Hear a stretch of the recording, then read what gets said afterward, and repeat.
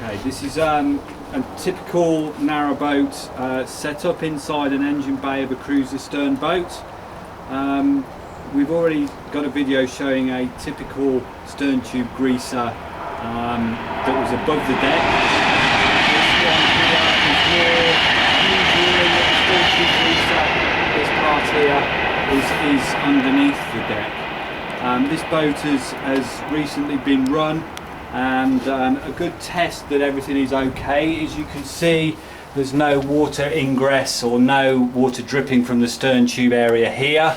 And if I actually feel this stern tube greaser, it's got resistance in there, so that the grease that's in the pipe that's running down here and going into this area here is actually tight and doing its job of lubricating that coupling and actually lubricating all the shaft and tube that's in there while it's actually under pressure. So this is a good check to do before you go out and start cruising your boat around. Is all this tight? Is everything okay? To start a boat up, we would need to look at the batteries and what is called the battery isolator. These are typically battery isolator keys.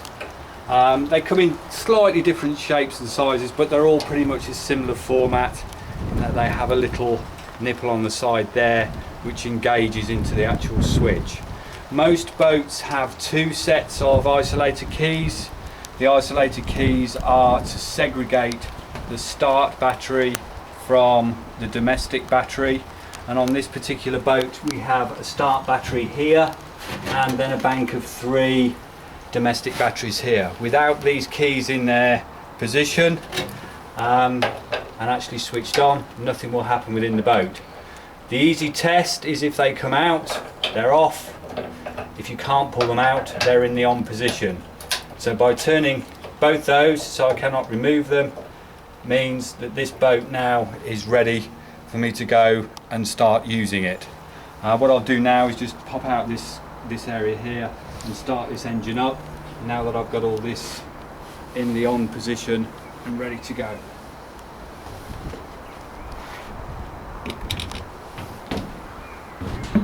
Because I've got the batteries on, when I turn the ignition key on I should hear an audible alarm.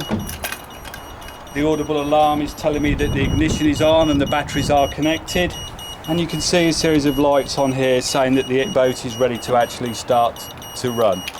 On this particular boat there is a preheat which is in the reverse position to the off. Again, an audible alarm is actually heard. Bit of preheat on this Beta Marine engine should be sufficient to start it. So to the off position, one click to the run, and the boat is off and running. That's typically how you start a narrowboat engine. Very straightforward.